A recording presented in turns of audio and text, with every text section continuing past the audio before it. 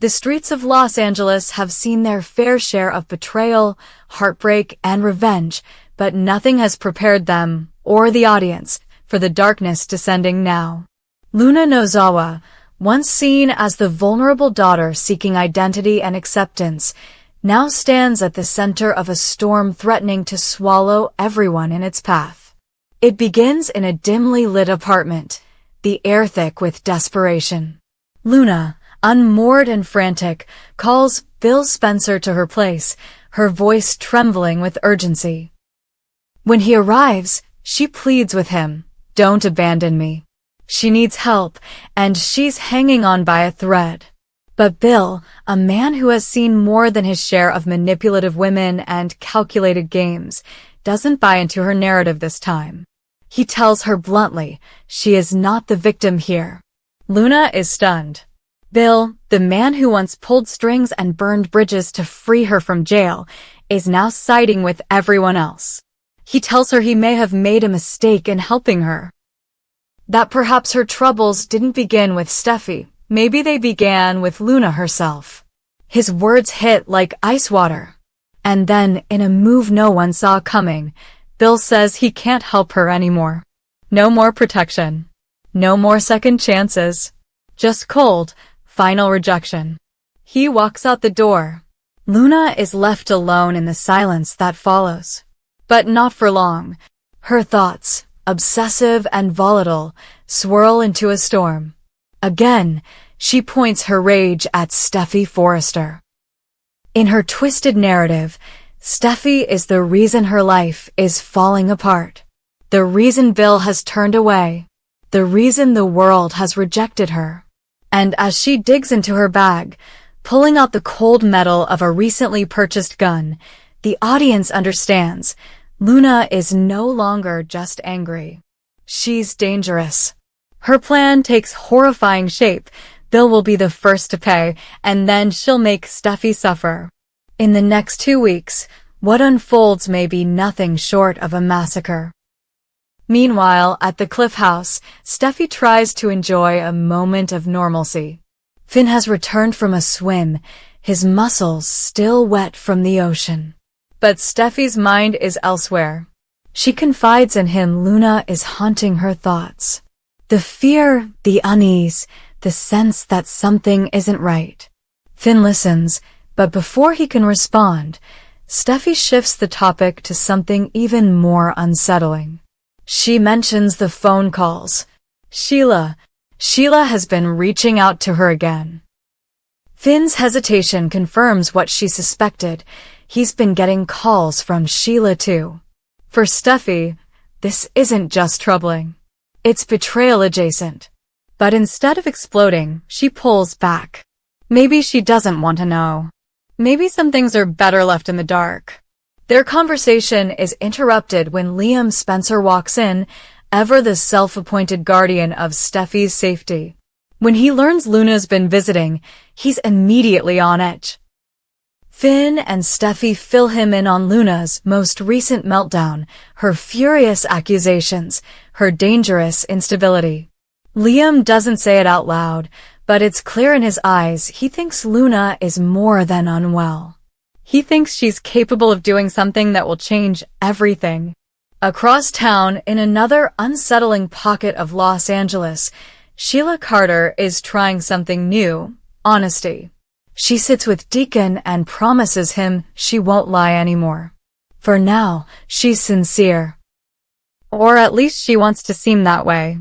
The real reason for her unease? Luna. The girl is spiraling. The anger toward Steffi, the impulsive behavior, the recklessness, it's escalating. Sheila knows the signs.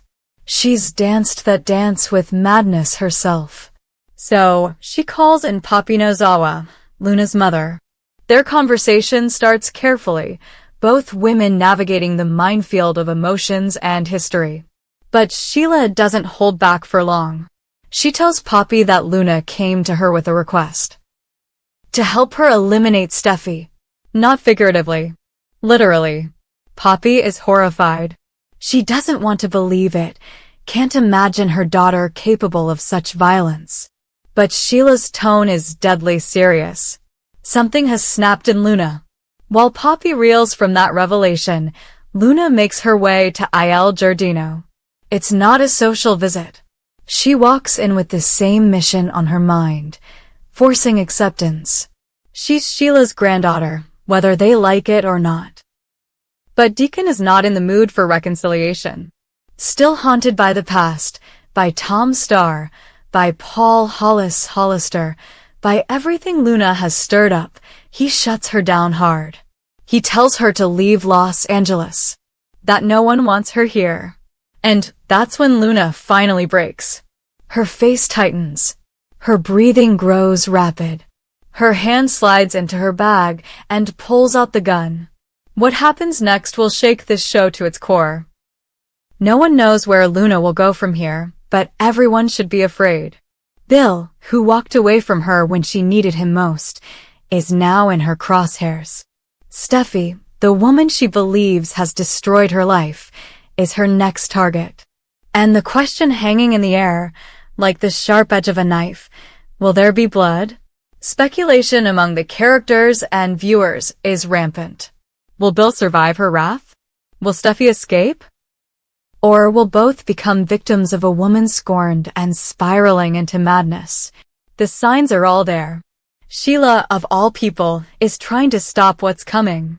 She's seen what obsession looks like. She's lived it. And Luna? She's not acting anymore. She's transforming into something more dangerous than anyone could have predicted. Steffi tries to hold it together, but her paranoia is mounting. She checks the locks. She sleeps with one eye open.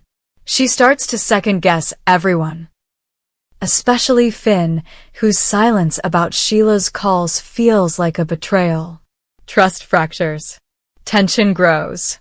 And then, the unthinkable begins to unfold. First, a break-in is reported near Bill's estate. Then, a gunshot echoes through the night. Police are called. But no one's talking. Bill's security team is shaken but tight-lipped. Rumors swirl. Was Bill injured? Was Luna seen fleeing the scene? No confirmations. Just fear. Next, Steffi receives an anonymous package. Inside is a photo. Luna, standing outside her home, staring straight into the camera. No note. Just the threat. It's enough to send chills down Steffi's spine. Finn insists on installing more security, but Steffi can feel it. Luna is coming. Deacon, tormented by guilt, tells Sheila they may need to act. Sheila, in a rare moment of moral clarity, considers turning Luna in. But would anyone believe her? Or would her reputation doom the warning? As the clock ticks toward the series' most explosive climax, Luna's descent becomes irreversible. Her mind fractures further. In her eyes, Steffi is the final boss in a game of vengeance. She believes removing Steffi will fix everything. That once Steffi is gone, she'll have peace. But she's wrong, because no matter how far she goes, no matter how many people she threatens, the pain inside her isn't about Steffi or Bill or even her mother. It's about rejection. About loss. About becoming the very thing she once feared. And by the time the bullets fly, and no one will be the same. Stay tuned. This isn't just another drama. This is war. At Forrester Creations, power has always come wrapped in silk and shadow, stitched into the seams of legacy and ambition. But in a moment where the family's foundation trembles under the weight of emotional chaos and scandal, especially with Luna's descent into dangerous instability, Carter Walton sees a narrow opening, and he takes it. The day begins like any other. Eric Forrester, once the towering patriarch of the fashion empire, now struggles quietly with the limits of his health. He remains the heart of the company, but not its spine. His presence in the office is ceremonial at best, his decisions filtered through waves of fatigue and a growing dependence on others to carry out the brand's direction. Ridge, his son, should be the natural heir to fill the leadership vacuum. But Ridge isn't fully present. He's preoccupied. Ever since Luna's behavior became a security risk, not just to the family, but to the entire business, he's diverted his attention, investing resources and time into tightening Forrester's private security and preparing for any backlash that could threaten his daughter Steffi. This vacuum, unintentional but undeniable, is exactly what Carter has been watching for. For years, he's been the loyal legal counsel, the trusted friend, the man in the room but never at the table. Now, he's quietly activated a clause buried deep in the Forrester corporate charter, one drafted decades ago, likely overlooked by all but the most meticulous eyes. It's called the Emergency Leadership Provision, designed originally for wartime or catastrophic absence, allowing a board-backed appointee to assume temporary CO powers when senior leadership is either unavailable or compromised. Carter, ever the strategist, knows the rules better than anyone. Over the last few weeks, he's been quietly meeting with key shareholders, some loyal to the family name, others more concerned with stock value and brand stability. He paints the picture not with malice, but with urgency. Eric is too frail. Ridge is too distracted. Steffi is a public relations landmine waiting to explode thanks to Luna's threats. What the company needs, Carter argues, is neutrality, stability, and above all, leadership free from the emotional entanglements of the Forrester clan. His argument works. Enough hands are shaken. Enough nods are secured. And then, on a Monday morning laced with quiet thunder, Carter makes his move. With the support of a slim board majority, he invokes the emergency provision and steps forward as interim CEO of Forrester Creations. The reaction is nuclear. Brooke Logan is the first to storm into the executive wing, heels echoing across marble like gunfire. She demands to know how this happened, how Carter, someone who once officiated family weddings, now dares sit in the throne. But Carter holds his ground. It's legal. It's binding. And most damning of all, it's already done. Ridge, upon hearing the news, goes ballistic. He tears into the boardroom like a man possessed, accusing Carter of betrayal. But Carter, calm and surgical, points to the clause. Ridge was distracted. He wasn't leading. Eric signed over power weeks ago in a quiet board vote he doesn't even remember. Ridge has no counterargument except rage. The legal path may be narrow, but Carter's walked it perfectly. Steffi, meanwhile, is torn. She's furious that the family is being sidelined during a crisis. But she's also aware of the optics. Her public image is already hanging by a thread due to Luna's escalating behavior. The last thing Forrester Creations needs is a press conference about how the company's leadership is under siege both from within and outside. She warns Carter not to go too far. But he's already miles ahead. As Carter settles into the CEO office, he begins issuing directives with ruthless efficiency. Collections are streamlined. PR firms are rotated. He temporarily suspends any interviews or promotional events involving the Forrester family, citing strategic recalibration. Internally, the staff is split. Some are relieved to see a clear direction again. Others are terrified of what this coup means for the Forrester legacy. Eric is confused and heartbroken. When Ridge confronts him, showing him the document he allegedly signed, Eric stares at the paper like it belongs to someone else. His memory is hazy. He can't remember giving Carter this much power. But it's his signature. And that's enough. The battleground is set. On one side, Carter Walton, the polished, brilliant, methodical lawyer now holding the keys to the kingdom. On the other, the fractured Forrester family, furious, betrayed, but unsure of their legal standing to fight back. Behind the scenes, the tension is even more volatile. Luna's presence looms like a ghost over everything. Investors whisper about liability. There are security briefings every morning. The family knows that any further scandal, any single move Luna makes, could tip the board's opinion even more in Carter's favor. Every error Steffi commits becomes ammunition for his regime. Every emotional reaction Ridge has validates Carter's claim that Forrester Creations needs calm, not chaos. But Carter is not immune to challenge. Thomas Forrester, usually volatile, begins quietly consulting outside legal counsel. Hope Logan reaches out to her father, Deacon, trying to understand how this all unraveled so fast. Even Donna and Katie begin speaking privately, exploring ways to undermine Carter's authority without sparking open war. Yet for now, Carter stands. His power is real, his leadership legal. And with every hour that passes without a successful countermeasure from the Forresters, his position strengthens. Meanwhile, Ridge prepares his counterstrike. He's not letting this stand. He calls in favors from lawyers, media strategists, and former board members. He digs into Carter's past for anything that could shake his credibility. He even considers bringing Brooke in as a co-CEO to neutralize the optics of family instability. But Carter anticipates each move, parrying every effort with precision. This is no longer about fashion. This is war.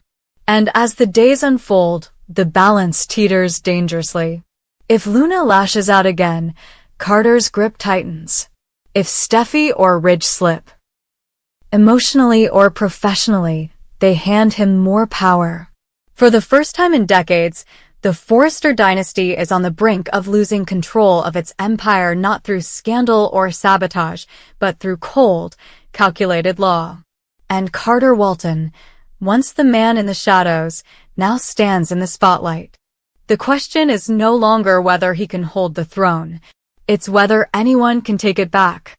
Zende Forrester Dominguez has always lived in the long shadow of legacy.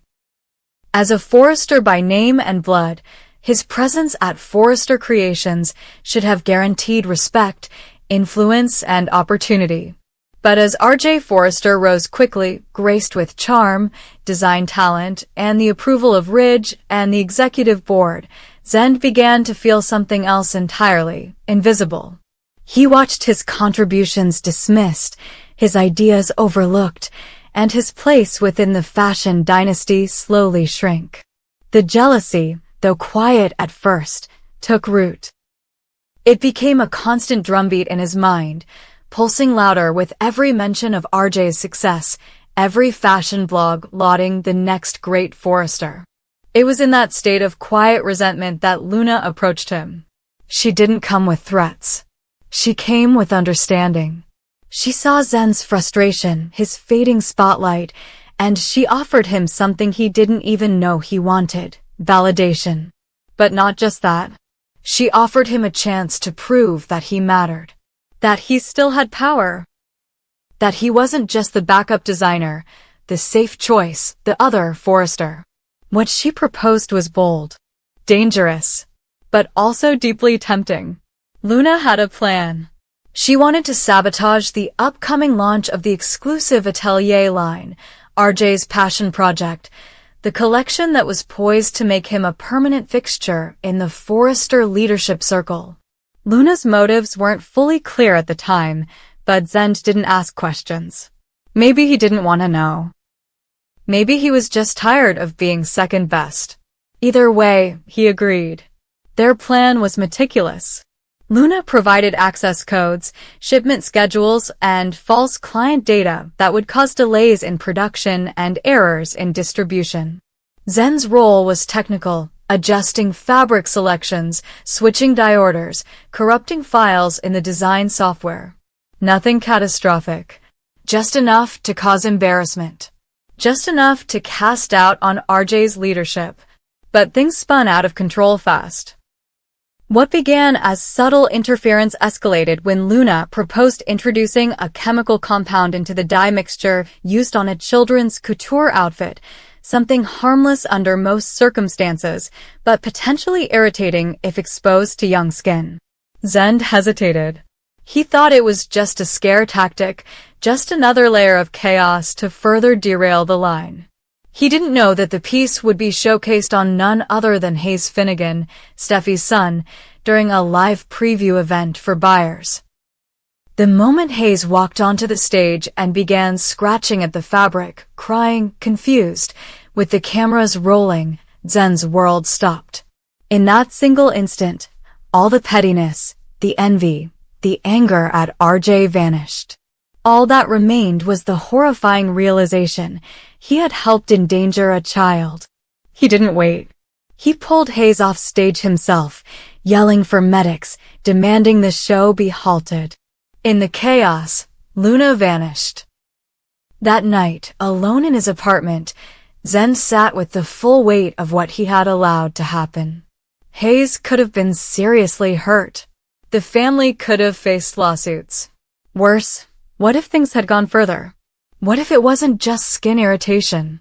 He thought of Steffi's face, of Ridge's trust, of his own name, now stained. Luna contacted him later, urging him to stay quiet, claiming no one suspected them, that Hayes was fine, that the mission was still a success. But something had shifted in Zende. He was no longer looking for validation. He was desperate for redemption. He began recording their calls, each conversation, every whisper. Luna didn't know. She kept talking about Phase 2, about how Carter was too busy consolidating CO power to notice her next move, about undermining hope for the future. She even hinted that Bill Spencer might be her next target. It was all there. Zende saved every file. Then, under the cover of darkness, Zende made his move. He visited Finn, posing as a concerned relative wanting to discuss Hayes' reaction to the fabric. Once alone, he handed Finn a flash drive. No ceremony. Just urgency. Play it, he said. Finn listened to hours of audio. His expression changed from confusion to disbelief to rage. Luna's voice was crystal clear. Her intent unmistakable. She had used Zende, weaponized his ego, manipulated him into a plan that could have harmed a child. Finn promised to take it from there. To keep Zende's identity secret for now. But secrets never stay buried in this family. Unbeknownst to Zende, Carter Walton had begun his own quiet investigation into recent disruptions within the company. As the newly installed interim CEO, Carter had access to internal logs, staff communications, shipment reports, everything. And he had noticed the anomalies. The tampered files. The software logins from Zende's station at odd hours. The dye supplier's sudden change in invoice numbers. He hadn't drawn conclusions yet, but he was close. Zende, now walking a tightrope between redemption and exposure, wrestled with guilt. Every day at the office felt like a countdown. He stayed quiet in meetings, avoided eye contact with Ridge, ignored RJ completely. But part of him also felt hope. Maybe this could be the beginning of fixing things. Maybe Finn would use the evidence to stop Luna without blowing up Zende's life. But fate, as always, had other plans. Luna began to suspect she was being watched. She grew paranoid, started lashing out. Her behavior turned erratic. She confronted Zende late one night, accusing him of leaking something. Zende lied. Badly. She didn't believe him. The next morning, she disappeared. Her apartment was cleared out. Her phone disconnected. Security footage from the building showed her entering a black SUV registered under a shell company linked to Sheila Carter. That was all anyone had. Finn, armed with Zende's recordings, took the files to Ridge and Steffi. The fallout was immediate. Ridge exploded. He confronted Zende in the Forrester boardroom with Carter present. Zende didn't deny it. He admitted everything. His jealousy. His mistake. His decision to record Luna as a way to undo the damage.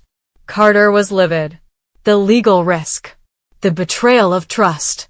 The PR nightmare.